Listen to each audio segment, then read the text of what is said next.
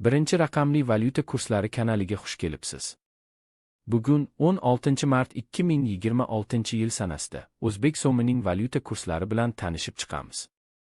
AQSh dollari 20 so'm 76 tiyinga tushdi. 1 AQSh dollari 2081 so'm 63 tiyin bo'ldi. Endi 100 AQSh dollari 1.208.163 so'm bo'ldi.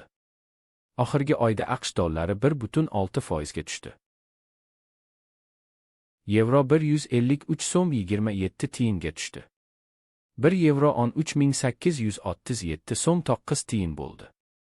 Endi 100 yevro 1.383.709 so'm bo'ldi.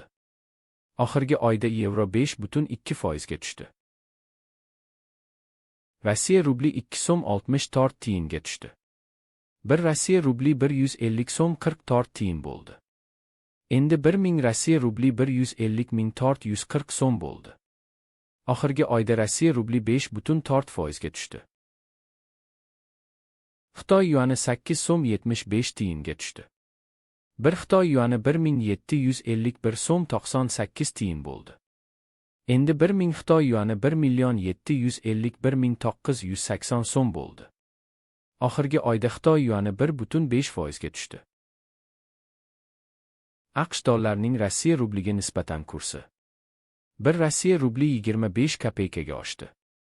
1 AQSh dollari 80 Rossiya rubli 31 kopeyka bo'ldi.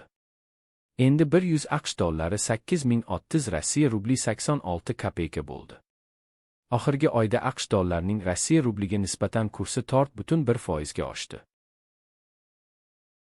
Ertaga yangi kurslar bilan uchrashguncha like bosib obuna bo'lishni unutmang. Qo'ng'iroqchani bossangiz video chiqishi bilan sizga xabar beraman. Kuningiz xayrli bo'lsin.